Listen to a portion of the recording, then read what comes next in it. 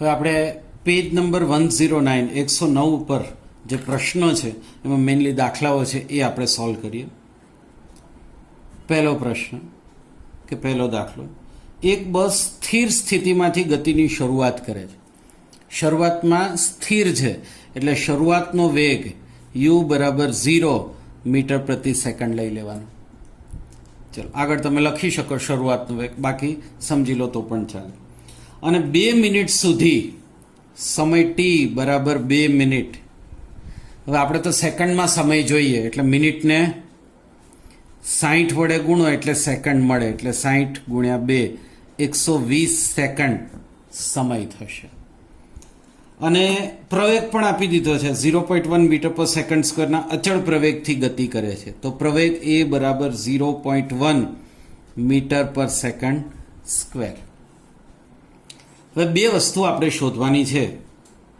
એક, પ્રાપ્ત કરેલી ઝડપ, આ પ્રાપ્ત કરેલ ઝડપ એટલે અંતિમ ઝડપ કે અંતિમ વેગ, અને બીજું કાપેલું અંતર. ઓકે, હવે આખો દાખલો તો મને જરૂર નથી લાગતી, સાદુરૂપ તમે આપી જ શકો. પહેલાં તો પ્રાપ્ત કરેલી ઝડપ માટે એ સૂત્ર છે v = u + at. આ ત્રણ સૂત્ર જે તાર્યા હતા બરાબર તૈયાર તો કર્યા છે ને, મોઢે આવડવા જોઈએ. v બરાબર u + at. એમાં શરૂઆતનો વેગ u એટલે 0 પ્લસ પ્રવેગનું મૂલ્ય 0.1 અને ગુણ્યા સમય t એટલે 120 સેકન્ડ. આમાં શું કરીશું, 0 તો ઉડી જ ગયો, પ્લસનો મતલબ નહીં. 0.1 છે એટલે 1/10 લખો અને ગુણ્યા 120. 0 કેન્સલ થશે એટલે અંતિમ વેગ v બરાબર 12 મીટર પ્રતિ સેકન્ડ. તો આ પહેલું મળી ગયું. હવે અંતર શોધવાનું છે, અને અંતર શોધવા માટેના બે સૂત્ર છે, ગમે તે મૂકી શકાય. 2as બરાબર v² - u². આ સૂત્રનો ઉપયોગ થઈ શકે. તો અંતર s બરાબર v² - u² / 2a. હવે અંતિમ વેગ v એટલે 12 માઇનસ શરૂઆતનો વેગ u એટલે 0 છેદમાં 2 અને કૌંસમાં પ્રવેગ એનું મૂલ્ય 0.1 મીટર પર સેકન્ડ સ્ક્વેર. તો બરાબર 12 માંથી 0 જાય એટલે 12 અને છેદમાં 2 ગુણ્યા 0.1 એટલે આવશે 0.2. હવે શું કરીશું, આ પોઈન્ટ છે ને એ દૂર કરો એટલે ઉપર 10 વડે ગુણાશે એટલે 120 છેદમાં 2 આવી જાય. છેદ ઉડાડો એટલે કાપેલું અંતર s બરાબર 60 મીટર આવશે. આ સૂત્ર ન વાપરવું હોય તો બીજું વાપરી શકાય, s બરાબર ut + 1/2 at². આ સૂત્ર વપરાય. આમાં જો કિંમત મૂકીએ તો શરૂઆતનો વેગ u એટલે 0 ગુણ્યા સમય t 120 સેકન્ડ વત્તા 1/2 પ્રવેગ એનું મૂલ્ય આપ્યું છે 0.1 અને ગુણ્યા સમય કેટલો છે 120 સેકન્ડ એનો વર્ગ. તો બરાબર 120 ગુણ્યા 0 એટલે 0 પ્લસ 1/2 ગુણ્યા આ 0.1 નું થશે 1/10 અને ગુણ્યા 120 નો વર્ગ એટલે 120 ગુણ્યા 120. 0 કેન્સલ અને આ 2 અને અહીંયા 6. તો બરાબર 120 ગુણ્યા 6 12 6 72 720. એટલે ભાઈ અલગ અલગ કેમ આવ્યું, ખબર પડી ના પડી? અહીંયા આગળ એક ભૂલ કરી, જુઓ, v નો વર્ગ લેવાનો છે એટલે v એટલે કેટલા છે 12, 12 નો વર્ગ કેટલો થાય 144 -0 એટલે તો 0. આમ તો ખરેખર આપણે 0 નો વર્ગ લેવો જોઈએ પણ એ 0 જ થશે. હવે 144 ના છેદમાં 0.2 એટલે થોડો ફેરફાર અહીંયા કરી નાખીએ, કેટલા 144 છેદમાં 0.2 એટલે 2 અને આ પોઈન્ટ ઉપર આવશે એટલે ગુણ્યા 10 થઈ જશે. હવે 2 વડે ભાગાકાર કરો એટલે કેટલા આવશે 144 ભાગ્યા 2 એટલે 72 અને ગુણ્યા 10 એટલે 720 મીટર. આ કાપેલું અંતર આવ્યું અને અહીંયા પણ કાપેલું અંતર s બરાબર 720 મીટર. આ બેમાંથી ગમે તે સૂત્ર ગમે તે રીત કરો, જવાબ તો સરખો જ આવે. બરાબર, ખ્યાલ આવ્યો? એટલે આ ધ્યાન રાખજો, બેમાંથી ગમે તે કરી શકાય. અને આમાં મારી જેવી ભૂલ ના થાય એ જોવું પાછું. ચલો હવે બીજો દાખલો. હવે બીજો દાખલો આ પ્રમાણે છે. એક ટ્રેન 90 કિલોમીટર પ્રતિ કલાકની ઝડપથી ગતિ કરી રહી છે. ચલો, શરૂઆતનો વેગ u બરાબર 90 કિલોમીટર પ્રતિ કલાક. આપણે એને મીટર પર સેકન્ડમાં ફેરવવાનું જ રહેશે. એટલે 90 ગુણ્યા 5/18 મીટર પર સેકન્ડ. એટલે 18 5 90 અને 5 5 25 મીટર પર સેકન્ડ. આ શરૂઆતનો વેગ થયો. બ્રેક મારતા -0.5 મીટર પર સેકન્ડ સ્ક્વેરનો અચળ પ્રવેગ ઉત્પન્ન થાય છે. તો પ્રવેગ એ બરાબર -0.5 મીટર પર સેકન્ડ સ્ક્વેર. આમ નામે રખાય અથવા અપૂર્ણાંકમાં મૂકો તો કેટલા થઈ જશે? -5/10. આ પોઈન્ટ કટ કરો એટલે છેદમાં 10 મીટર પર સેકન્ડ સ્ક્વેર. અને ઉપર નીચે છેદ ઉડાડી દો તો -1/2 મીટર પર સેકન્ડ સ્ક્વેર પણ લખાય. આ 1 2 3 3 પૈકી ગમે તે કિંમત લખાય, આપણને સહેલી પડે મુકાય. ટ્રેન સ્થિર સ્થિતિમાં આવે તે પહેલા કેટલું અંતર કાપશે? સ્થિર સ્થિતિમાં આવે એટલે અંતિમ વેગ v બરાબર 0 મીટર પર સેકન્ડ. અંતર s શોધવાનું છે. તો શું કરીશું? હવે જો આમાં સમય નથી આપ્યો, t કેટલો સમય લગાડે છે, તો એવું સૂત્ર મૂકવું જોઈએ કે જેથી એમાં સમય ન આવે. તો એવું સૂત્ર કયું વપરાય? 2as બરાબર v² - u². અને એના આધારે આપણને શું સૂત્ર મળશે? કાપેલું અંતર s બરાબર v² - u²/2 × a. બસ, તો આ સૂત્રમાં કિંમત મૂકજો. અંતિમ વેગ v એટલે 0, શરૂઆતનો વેગ u એટલે 25 અને 25નો વર્ગ ને આગળ માઇનસ નિશાની એટલે આવશે 25નો વર્ગ થશે 625 ને આગળ માઇનસ એટલે -625 છેદમાં 2 ગુણ્યા પ્રવેગનું મૂલ્ય 0.5 અથવા 1/2 મૂકશો તો 2 અને 2 પરસ્પર કેન્સલ થઈ જશે. 2 કેન્સલ, માઇનસ નિશાની વધશે એટલે -625 છેદમાં -1 વધશે. માઇનસ માઇનસ ઉડી જશે એટલે 625 મીટર અંતર એવો જવાબ આવશે. s બરાબર 625 મીટર. આવું મારું અનુમાન છે કે આવવું જોઈએ. બરાબર છે. હું અહીંયા પૂરો દાખલો ગણતો નથી, તમારા ઉપર છોડી દઉં છું. ચલો, દાખલા નંબર 3.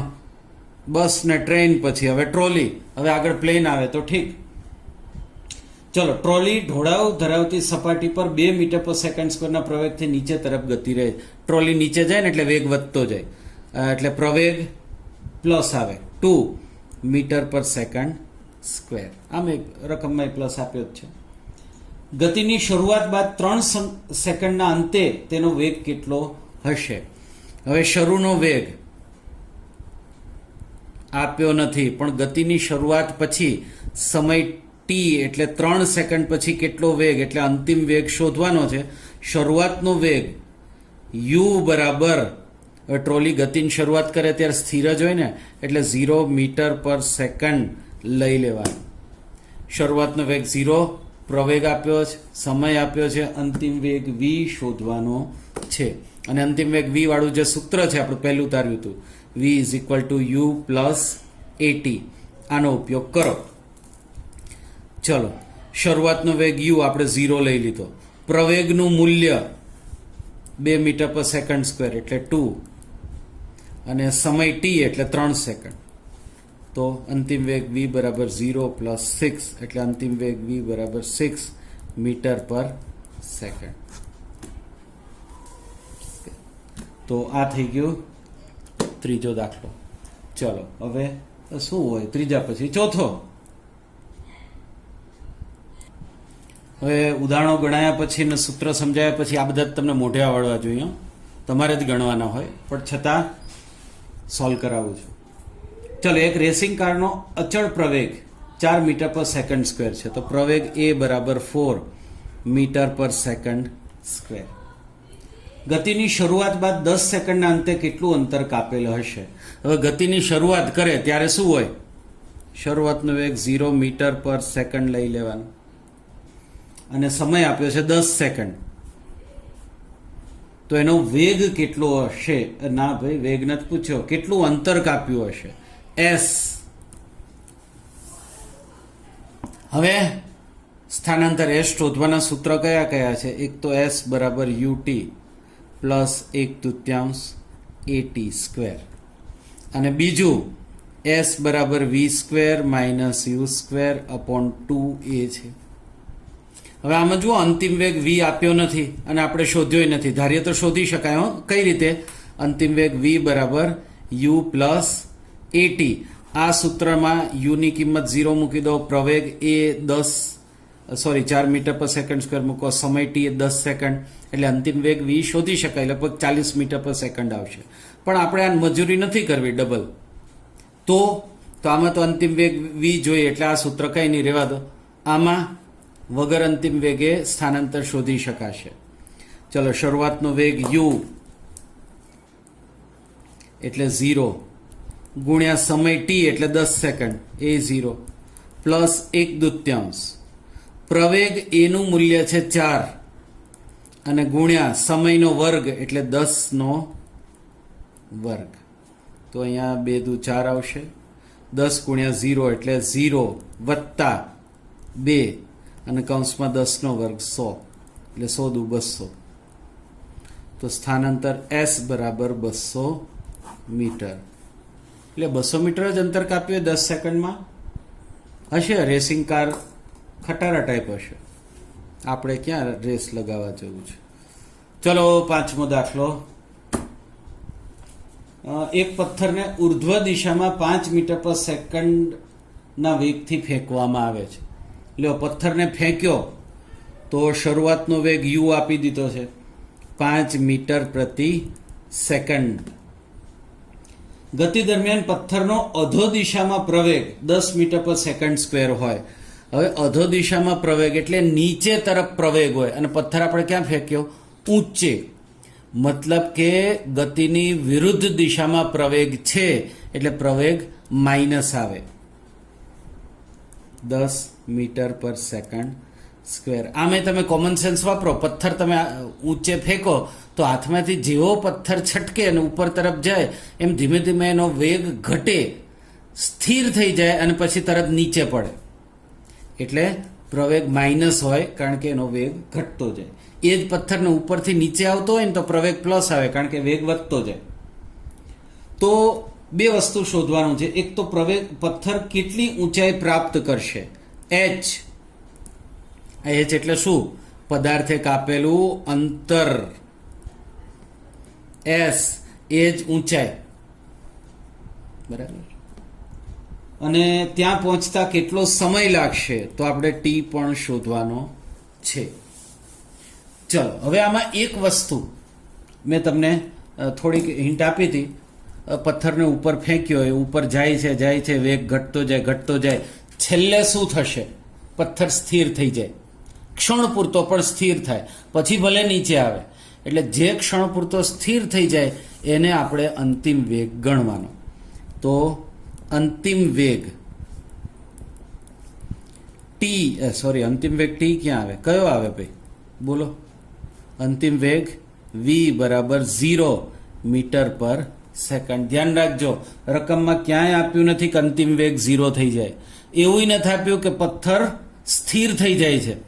પણ આપણે આપણી કોમન સેન્સથી ને આ ફિઝિક્સના થોડા ઘણા મારા જેવું કંઈક કીધું એના આધારે એ તમારે લઈ લેવાનું કે અંતે તો એ સ્થિર થવાનો છે અને પાછો નીચે પડવાનો જ છે. તો અંતિમ વેગ 0. ચલો, હવે v છે, u છે, a છે, સમયને અંતરને બધું મળી રહેશે. તો સૌથી પહેલા શું કરીશું? પ્રવેગ a બરાબર v minus u upon t. આ પ્રવેગનું સૂત્ર લો, એના ઉપરથી સમય મળી જશે. સમયના સૂત્રનો કરતા બનાવો તો t બરાબર v minus u upon a. હવે મૂકો કિંમત. અંતિમ વેગ v 0 માઇનસ શરૂઆતનો વેગ u કેટલો છે? 5 છેદમાં પ્રવેગનું મૂલ્ય -10 બરાબર કેટલું? 0 - 5 એટલે -5 છેદમાં -10 ઉપર નીચે છેદ ઉડી જાય 5 દુ 10 અને માઇનસ માઇનસ એ ઉઠશે એટલે 1/2 સમય t બરાબર 1/2 સેકન્ડ આવશે, તેને પોઈન્ટમાં લખો 0.5 સેકન્ડ આવશે. અને હવે અંતર s શોધવાનું છે તો બે પૈકી ગમે તે સૂત્ર વાપરો. ધારો કે s બરાબર ut પ્લસ 1/2 at². આ સૂત્ર વાપરો તોય થઈ શકે, કારણ કે શરૂઆતનો વેગ આપ્યો છે, સમય t આપણે શોધી લીધો, બરાબર છે, પ્રવેગનું મૂલ્ય આપી દીધું છે, બધું છે જ. અને બીજું આ પણ થઈ શકે કે s બરાબર v² - u²/2a. આ બે પૈકી કોઈ પણ સૂત્ર વાપરશો તમને જવાબ મળી રહેશે. હવે છેલ્લો મુદ્દો નિયમિત વર્તુળમય ગતિ એ જોઈ લઈએ. નિયમિત વર્તુળ ગતિ સમજવા માટે ચોપડીની આ જે આકૃતિઓ છે ને આપણે બેઠી લઈ લઈએ, આપણી એટલી મહેનત બચે. માની લો કે કોઈ એક ખેલાડી છે, એથ્લીટ છે, કે આપણે જ ગણો ને, આ ચતુષ્કોણ આકારનો જે પથ છે એના ઉપર ગતિ કરે છે, લંબચોરસ આપ્યો છે. તો એ કેટલી વખત પોતાની ગતિની દિશા બદલે? જુઓ, ડી થી એ સુધી બરાબર, પછી એ પાસે દિશા બદલે, પછી બી પાસે બદલે, સી પાસે, ડી 4 વખત પોતાની ગતિની દિશા બદલે. પછી લંબચોરસના બદલે અથવા ચતુષ્કોણના બદલે ષટકોણ, 6 ખૂણા 6 બાજુઓ, તો એ 6 વખત પોતાની ગતિની દિશા બદલશે. પછી અષ્ટકોણ, તો જુઓ 8 વખત ગતિની દિશા બદલાશે. અને એમ કરતા કરતા 8ના બદલે 15, 20, 50, 100, 200 ખૂણાવાળો તમે વિચારો બંધ આકૃતિ, તો એ ધીમે ધીમે ધીમે વર્તુળ તરફ આપણને લઈ જશે. તો વર્તુળાકાર ગતિ કરતો હોય પદાર્થ ત્યારે એ ગતિની દિશા કેટલી વાર બદલે? થિયોરિટિકલ જોવા જઈએ તો દરેક બિંદુએ પોતાની ગતિની દિશા બદલાય. વર્તુળાકાર પથ પર ગતિ કરતો પદાર્થ દરેક બિંદુએ પોતાની ગતિની દિશા બદલે. હવે ગતિની દિશા બદલે એનાથી ફરક શું પડે? તો માની લો કે પદાર્થ વર્તુળાકાર પથમાં અચળ ઝડપથી ગતિ કરે છે, ઝડપમાં કોઈ ફેરફાર નથી થતો, પરંતુ ગતિની દિશા બદલાય, અને દિશા બદલાય એટલે ઝડપ ભલે અચળ હોય, વેગ અચળ રહેતો નથી. એટલે વેગની વાત કરીએ તો વેગનું મૂલ્ય ન બદલાય, કિંમત ના બદલાય, પણ દિશા બદલાય છે.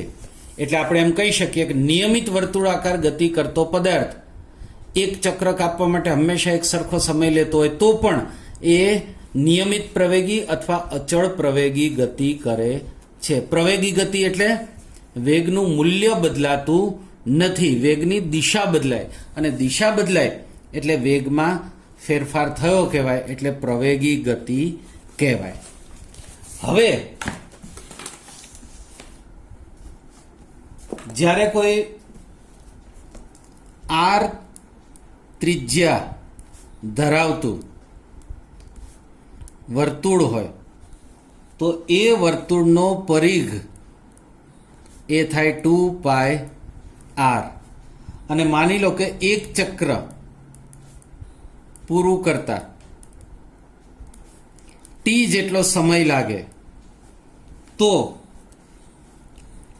નિયમિત વર્તુળાકાર ગતિ કરતા પદાર્થ માટે એનો વેગ બરાબર કાપેલું, આમ તો છે ને વેગ જે છે ને એ ખરેખર અંતરની સ્થાનાંતર આવે, પણ અહીંયા જે તમને આપ્યું છે એ વેગ શબ્દ ખરેખર ખોટો કહેવાય. પદાર્થની જે ઝડપ છે બરાબર કાપેલું અંતર છેદમાં સમય આવે. તો v = કાપેલું અંતર એટલે વર્તુળનો પરિઘ અને છેદમાં સમય. તો બરાબર વર્તુળનો પરિઘ 2πr, કારણ કે r જેટલી ત્રિજ્યા છે, અને સમય છે એ t જેટલો સમય લાગતો હોય. તો આ જે છે એ વર્તુળાકાર પથ પર અચળ ઝડપે કોઈ પદાર્થ ગતિ કરતો હોય ત્યારે, એટલે એની ઝડપ શોધવાનું સૂત્ર છે, અને એ અચળ ઝડપે ગતિ કરતો હોય તો નિયમિત વર્તુળમય ગતિ એને કહેવામાં આવે છે.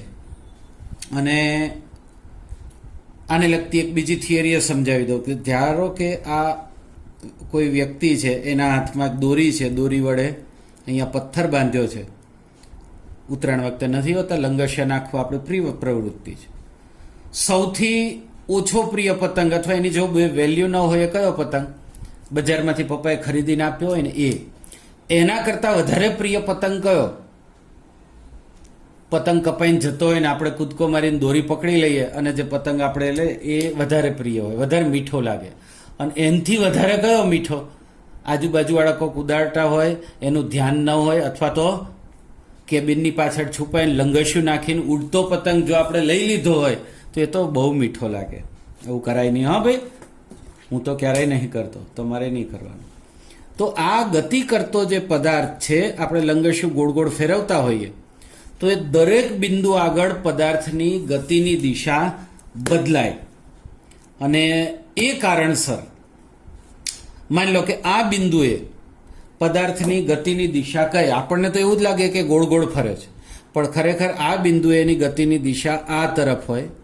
અને એ જે તે બિંદુને કેન્દ્ર સાથે જોડો એ અને ગતિની દિશા બંને એકબીજાને લંબ હોય, અહીંયા કાટખૂણો બનાવે. એ જ રીતે માની લો કે કોઈ આ બિંદુએ પદાર્થ પહોંચ્યો ગોળ ફરતો ફરતો, તો આ બિંદુ આગળ એની ગતિની દિશા કઈ હશે? તો એ બિંદુને કેન્દ્ર સાથે જોડી દો અને કેન્દ્ર સાથે આ બિંદુને જે લંબ રેખા દોરો એ દિશામાં એની ગતિ હોય છે અને અહીંયા કાટખૂણો બને. અને એટલા માટે જ ગોળ ગોળ ફેરવતા ફેરવતા માની લો કે અહીંથી પથ્થર છૂટી ગયો તો એ આમ ગોળ નહીં જાય, એ સીધો આ દિશામાં જશે. અને આમાં એવું છે કે પદાર્થ ઝડપ ગમે તેટલી હોય, ગમે તેટલું અંતર ગમે તેટલું કાપી લે, પણ એક આખું ચક્ર પૂરું કરે એટલે સ્થાનાંતર શૂન્ય થઈ જાય. એટલે થતું કાર્ય હંમેશા શૂન્ય હોય. આ રીતે નિયમિત વર્તુળાકાર ગતિ કરતો હોય તો થતું કાર્ય શૂન્ય. અને એટલે જ ધારો કે સૂર્યની આસપાસ, આ સૂર્ય, એની આસપાસ પૃથ્વી વર્તુળાકાર માર્ગે ગતિ કરે છે, એક આખું ચક્ર પૂરું થાય તો કાપેલું સ્થાનાંતર શૂન્ય થઈ જાય. એટલે એમ કહી શકાય કે આ પ્રકારની જે ગતિ થતી હોય એમાં થતું કાર્ય શૂન્ય હોય છે. એ જ રીતે પૃથ્વીની આસપાસ ઉપગ્રહો ગતિ કરતા હોય છે, ગમે તેટલા ચક્ર મારી લે એના દ્વારા થતું કાર્ય અથવા એના ઉપર થતું કાર્ય હંમેશા શૂન્ય જ હોય છે. તો અહીંયા આ પ્રકારના હવે સ્વાધ્યાયના અમુક દાખલા બાકી રહ્યા, એ જાતે ટ્રાય કરજો. બરાબર. બાકી આ પ્રકારના લગભગ બધા મુદ્દા આપણે ડિટેલમાં સમજી લીધા.